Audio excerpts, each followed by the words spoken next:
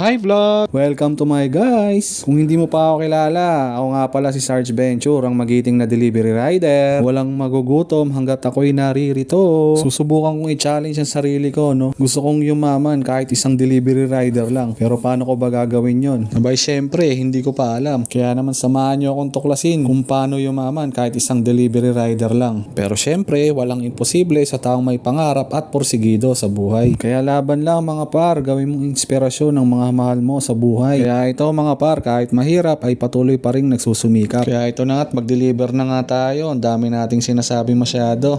Ito na nga, sa dami ng ating sinasabi, hindi natin namalayan na nakakarami na pala tayong na-deliver kay customer. At ito na nga, tambay muna tayo sa ilalim ng puno while waiting at you. At ayan na nga, after 5 minutes of waiting, nakakuha na rin tayo ng booking dyan sa may Chak Tuk Chak Chok Chak Chok Chak Chinese na bayan na basta meal din nila ay masarap at nag-deliver nga